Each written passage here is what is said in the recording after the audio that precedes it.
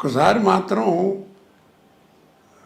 పర్లేదు అనుకుంటాను చెప్పండి, అన్ని ఓపెన్ అయిపోతున్నాయి ఇవాళ రేపు. నువ్వు ఏం పర్లేదు ఏముంటుంది, ప్రతిదీ మాట్లాడుతున్నారు బయటకు వచ్చి.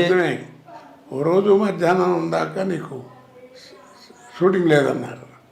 సరే అని చెప్పి ఖాళీ అని కూర్చున్నా.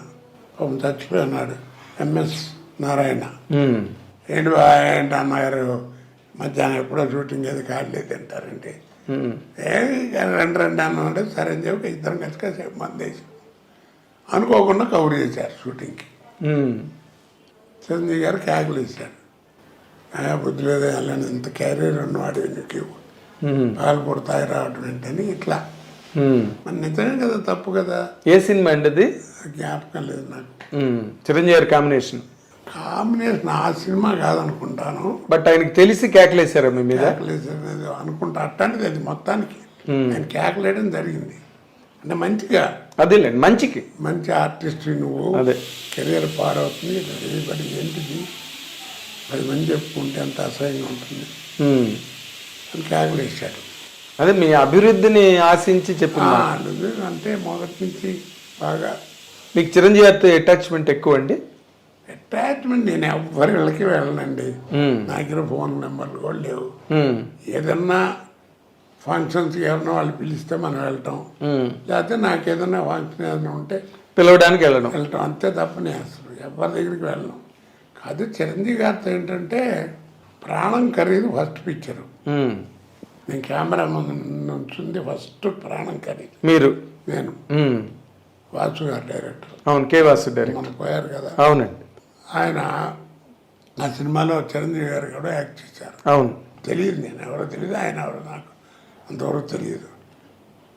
రాజమండ్రిలో అప్సరా హోటల్ దగ్గర ఉంటే ఒక రోజు సాయంకాలం పూట 7 గంటల వేళ ఒక టేప్ రికార్డులు కదా అప్పుడు మ్యూజిక్ వినపడి ఇది చేస్తుంది ఏంటని చెప్పి వెళ్ళి చూసా.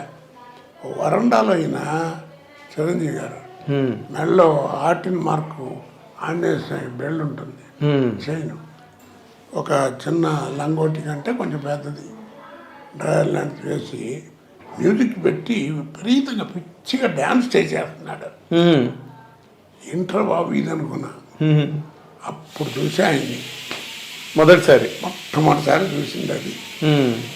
అంటే ఎంత శ్రమ పడాలి ఆర్టిస్ట్ అంటే సినిమాల్లో ఎంత పడతారని తెలిసి వచ్చింది నాకు. ఓకే. అప్పటి నుంచి ఆ తర్వాత ఆ సినిమాలో అప్పుడప్పుడు మాట్లాడడం, తర్వాత నేను కూడా యాక్ట్ చేశానండి ఆ సినిమాలు అంటే అలాగా ఆయన అంటాం.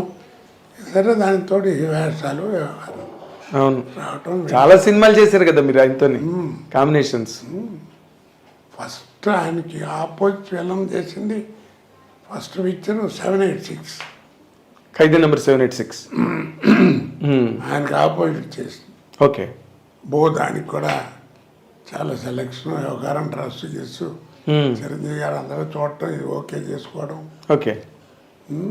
అంటే దానికి ఇంకొకరిని ఎవరినైనా అనుకుని మీరు వచ్చారా లేకపోతే ఆ విషయాలు నాకేం తెలియదు. ఓకే. మొత్తానికి ఓకే. బట్ మీరు ఒక్కసారి మీ కెరీర్ని కనుక వెనక్కి తిరిగి చూసుకుంటే చాలా లాంగ్ కెరీరు, చాలా గ్లోరియస్ కెరీర్ మీది. అంటే కోట లేనిదే సినిమాని ప్లాన్ చేసుకోలేదు ఎవరు, నాకు తెలుసు ఆ విషయం. శత్రువు సినిమా మీకు చాలా పెద్ద బ్రేక్ కోడి రామకృష్ణ గారి ద్వారా. అవునండి. శత్రువు క్యారెక్టర్ ఆఫ్ ది డికేడ్ అది బయటకి యూసేజ్ కూడా వచ్చేసింది. బయట కూడా మాట్లాడుకోవడమే ఆ కేక. అవును. ఇప్పుడు ఏదైనా కార్డ్స్ ఆడేవాళ్ళు ఉన్నారనుకోండి, పేక మొక్కేయలేదు, తొందరగా మొక్కారా బాబు చంపేస్తాడండి వీడు, ఇలాగా ఒరిజినల్ గా మాట్లాడేది. ఈ హోటల్లో జలపాతాలు ఎవడు పెట్టాడు రా బాబు అని ఇలాగా, ఈ ఫోన్ ఎవడు కనిపెట్టాడు రా బాబు అని దాన్ని అలా అది మామూలు జనజీవితంలోకి వచ్చేసింది ఆ మాట. వచ్చేసిందండి. చాలా మీరు ఒక మంచి మాట చెప్తానండి. ఇన్ని వేషాలు ఇలా కనపడుతున్నాయి కదా, ఒక్క వేషం కూడా ఒక రోజు ముందు పిలిచి నాకు చెప్పింది ఒక్క వేషం లేదండి. నిజంగా భగవంతుడు ఎంత ఎలాంటి మరి జీవితం ఎలా ఇచ్చారు చూడండి. ఒక్క వేషం ఒక 2 గంట ఎంత వెళ్ళటం, పక్కన కూర్చోటి ఇట్లా అనుకుంటున్నాం, కోటగారు మీకు కూడా ఏమైనా బ్రెయిన్లో ఏదైనా ఉంటే చెప్పండి, బాగుంటే పెట్టేద్దాం, ఇరికిద్దామని ఇంప్రవైజేషన్ చేసుకోవడం తప్ప వెళ్ళిపోవడం. అంటే మీరు అంటే నేను ఎందుకంటే ఇంకో ఎంత చెప్తాను నేను, కొన్ని సినిమాలు పేర్లు చెప్పకూడదు, పైవాడి డైలాగు కిందవాడి డైలాగు ఉండేది, మధ్యలో కోట లేకపోతే క్యారెక్టర్ పేరు ఉండేది కదా, కోట చూసుకుంటాడని రాసేవారు. అది డైలాగ్ మీది. అక్కడ డైలాగ్ అదే అండి, కోట చూసుకుంటాడు అన్నది మీ డైలాగ్. మీరు వచ్చి ఫిల్ చేసుకోవాలి దాన్ని, ఫిల్ అప్ ది బ్యాంక్స్. అంటే పెద్ద పెద్ద వాళ్ళ చిరంజీవి గారి హీరో అలాంటి సినిమాలు కాదు, ఒక మీడియం రేంజ్ సినిమాలు ఉంటాయి కదా. అవును, మీడియం రేంజ్. మీరు మీ కెరీర్లో సరే కాకపోతే నన్ను ఎప్పుడన్నా ఒక 5-6 సినిమాలకు మాత్రం ముందు పిలిచి మాట్లాడారండి. అది ఏంటంటే బట్టతల ఉంటుంది చూడండి, న్యాచురల్ జంజాల్ గారి సినిమా వాటిలో బట్టతల. అవును, జయకృష్ణ గారు వాళ్ళు అంటే యాక్చువల్ చేయించారు క్రాఫ్ అలా బట్టతల్లాగా. మాకు న్యాచురల్ ఏం కావాలండి, విగ్గులు పెట్టాను.